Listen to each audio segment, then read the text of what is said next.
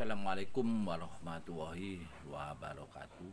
Ya, kami sudah 14 tahun lebih ya bergumul dengan masyarakat. Ya.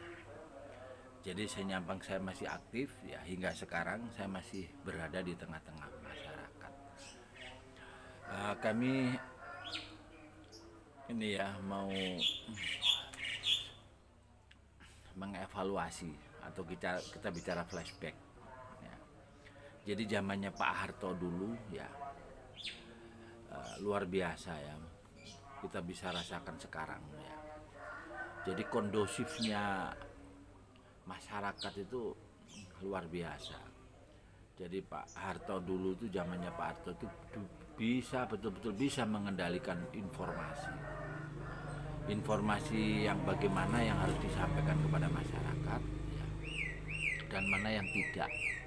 Nah, itu luar biasa ya. Begitu juga dulu tuh TV ya, TV itu nggak seperti sekarang. Jadi dulu tuh TV tersentral dengan TVRI itu ada bagusnya itu ya.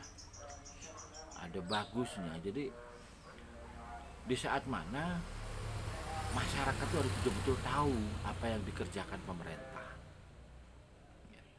Nah, sehingga di saat dunia dalam berita ya, semua TV itu harus nyender tanpa terkecuali. Luar biasa. Ya. Kalau dibanding dengan sekarang, Masya Allah ya, kita melihat TV sudah tidak seperti dulu lagi ya.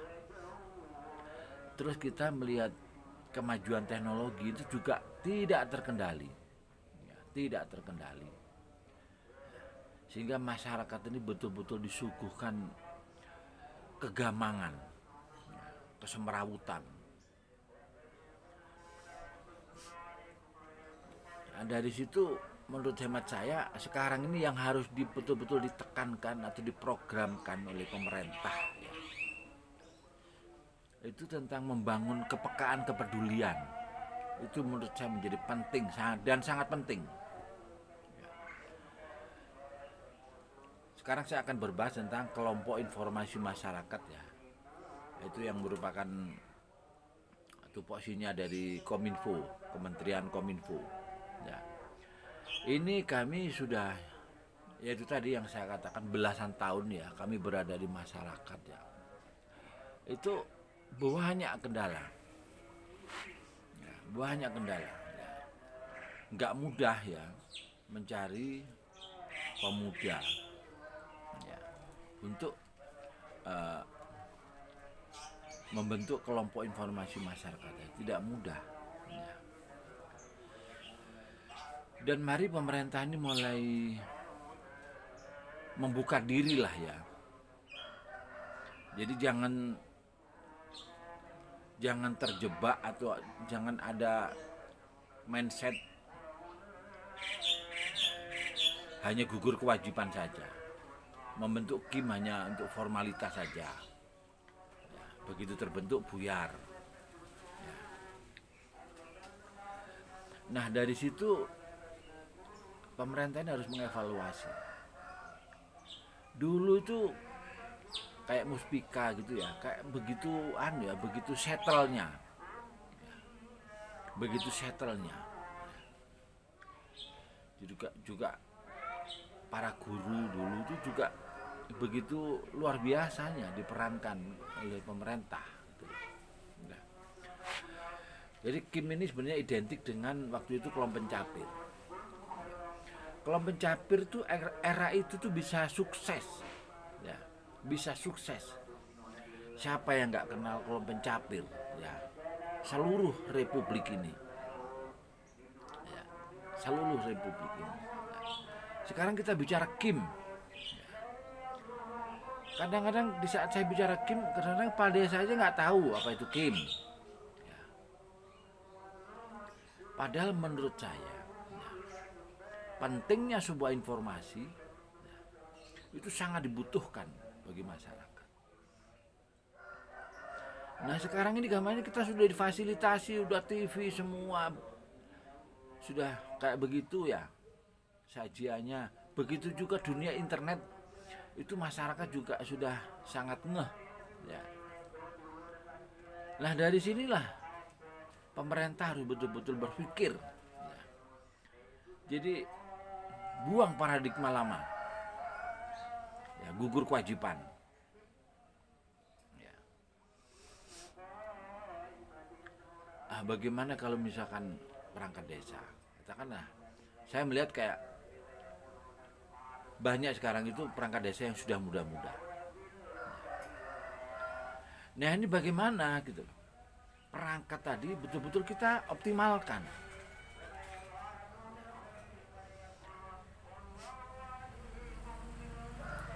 Jadi misalkan ada satu desa ya, ada beberapa kasun ya. Karena kasun rata-rata itu juga punya kesejahteraan ya, mungkin berupa bengkok atau apa ya. Itu mari kita optimalkan kinerjanya ya.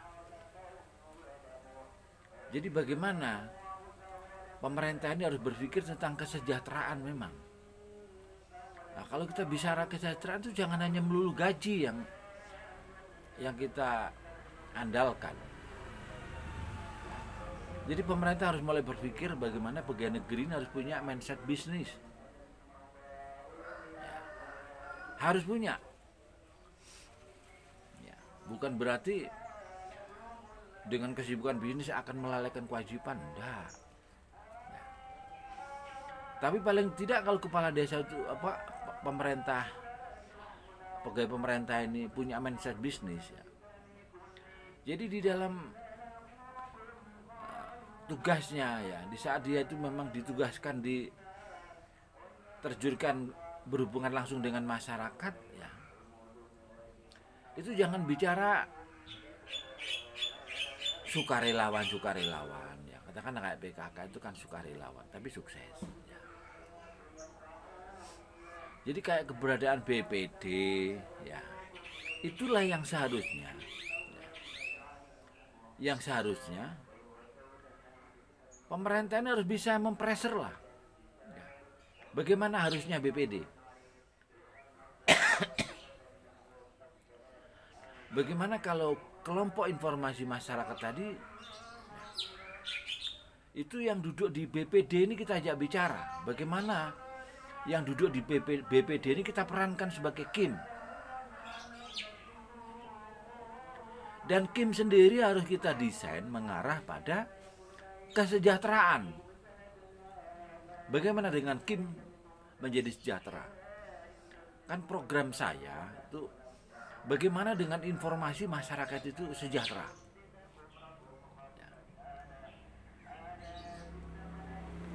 Dari sini saya sangat berharap kepada pemerintah ya,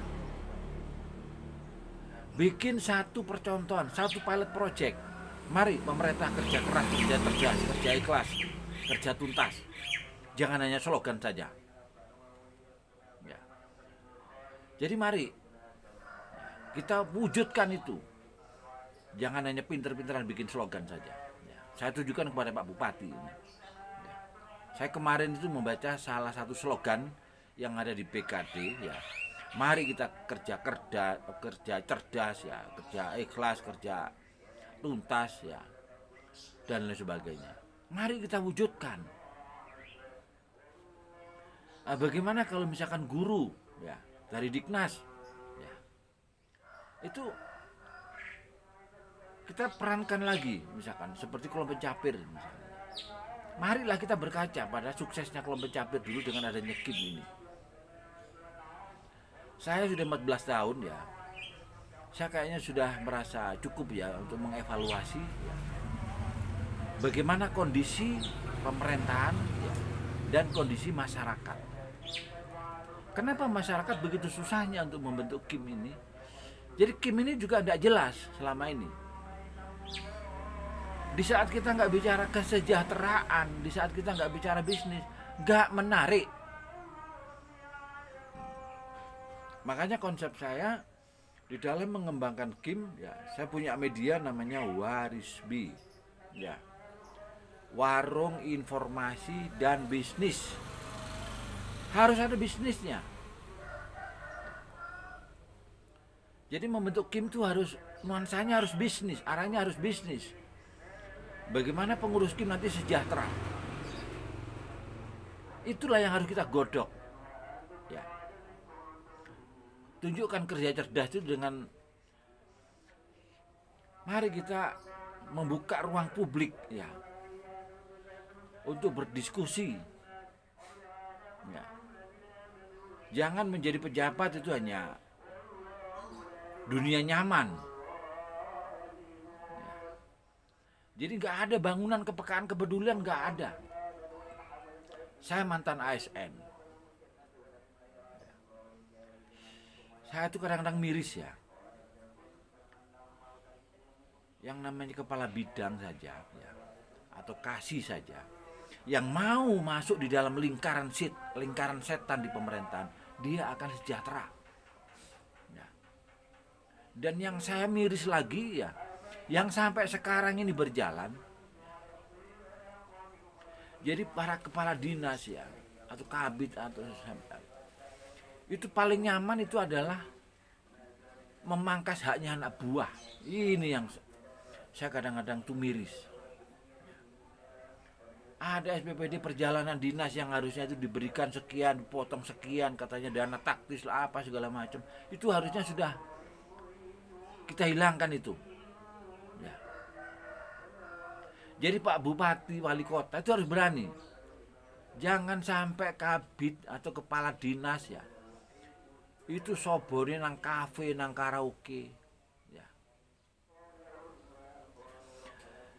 Jadi pegawai negeri ini harus apa ya? Jadi di pegawai negeri itu bukan untuk mencari kekayaan, ya. Bukan menunjukkan gaya hidup mewah.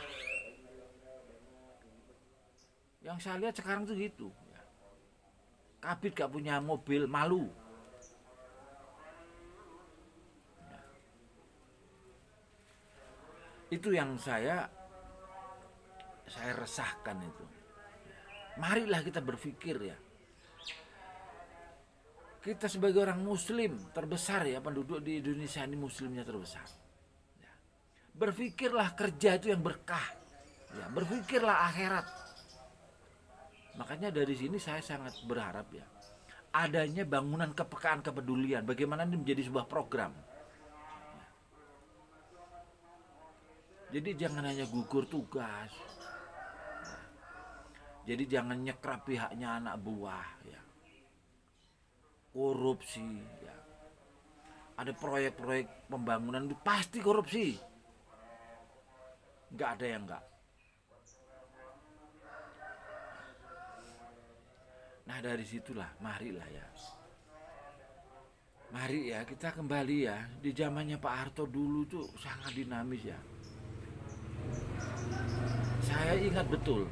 Dulu tuh DPR era itu, eranya Pak Harto sampai 2 periode itu biasa-biasa saja, nggak seperti sekarang ini. DPR 1 periode aja, waduh sudah, kayaknya berlipat-lipat. Begitu juga pegawai. Ya. Jadi selevel kabit aja sudah kayaknya sudah tidak karu-karuan juga. Saya bisa buktikan ini. Ya. Dari situ marilah kita sudahi. Ya. Mari ya kita berpikir bisnis. Jadi birokrasi itu hanya ditujukan kepada dinas-dinas yang memang menangani administrasi. Tapi yang terjun ke masyarakat ini harus punya wawasan yang luas, punya kemampuan yang luas, sehingga banyak inovasi, banyak kreasi, banyak terobosan. Buka ruang publik ya.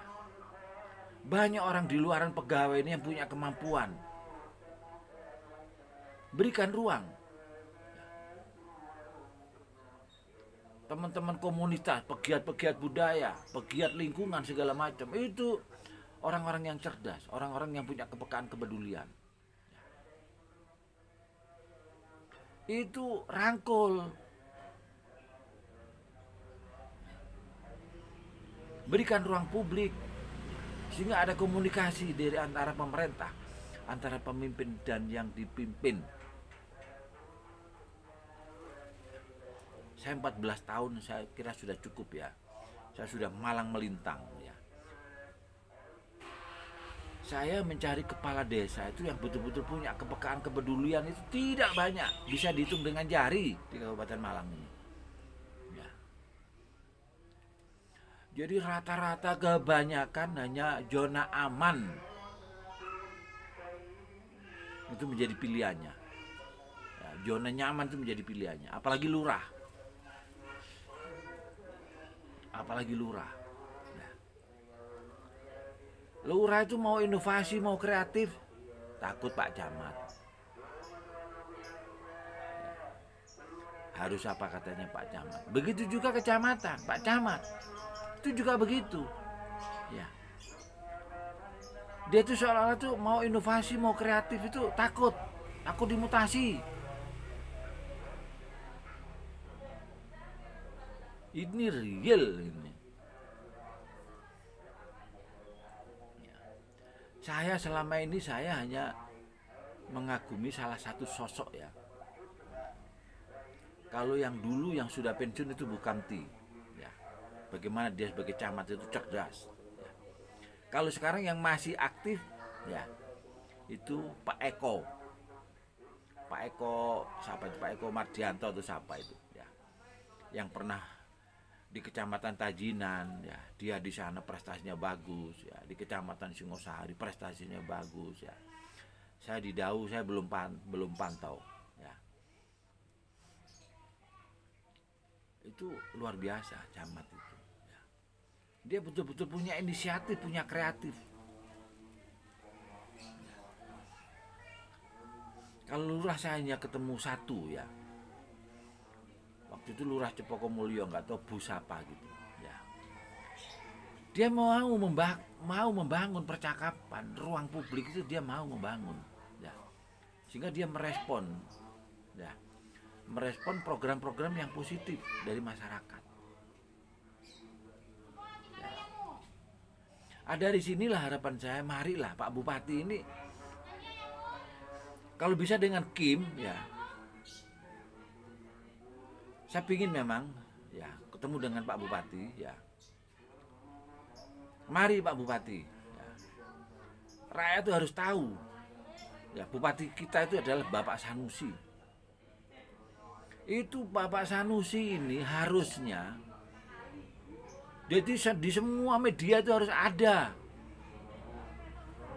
Jadi seolah-olah Bupati betul-betul punya kinerja dan mau membuka ruang publik, mau berkomunikasi, mau dikritisi.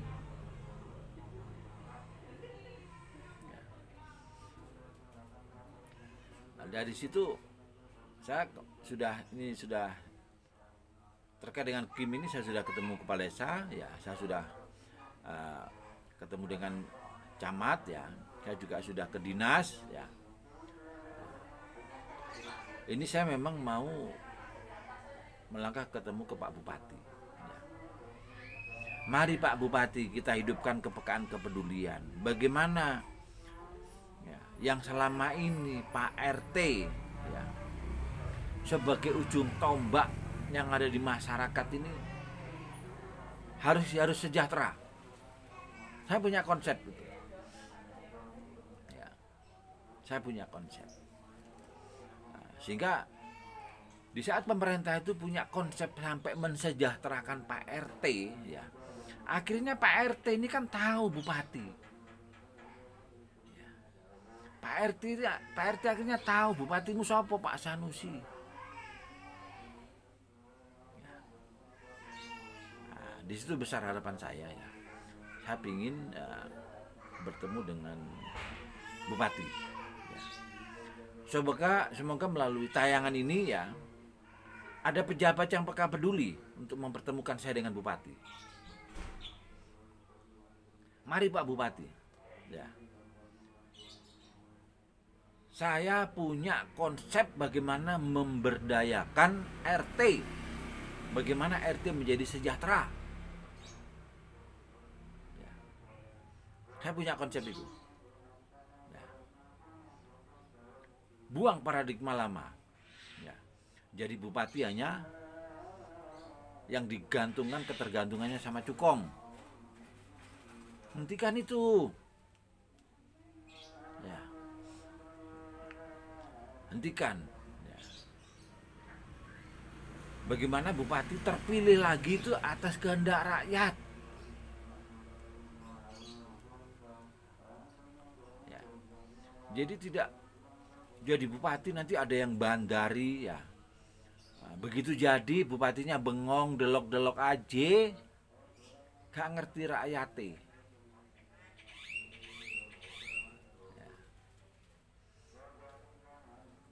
Ya mungkin itu ya sekilas dari kegalauan kegamangan saya ya, terkait dengan programnya Kominfo yaitu tentang KIM. Jadi kami sangat berharap KIM itu adalah media. Ya. Bagaimana KIM sebagai media, semua dinas tergabung di suksesnya KIM. Karena saya juga punya program bagaimana KIM itu akan melibatkan dinas perekonomian, dinas perdagangan, ya, dinas tenaga kerja, ya, dinas sosial. Itu bisa terlibat semua. Jangan hanya dibebankan kepada satu dinas Kominfo aja. Disitulah besar harapan kami ya. Ada satu desa yang kita desain betul. Ya. Bagaimana peran dinas-dinas yang lain tadi ikut sukses membentuk KIM. Bagaimana KIM ini kita jadikan sebuah binaan dari semua dinas. Sehingga nanti akan lebih lebih berasa kemanfaatannya bagi masyarakat.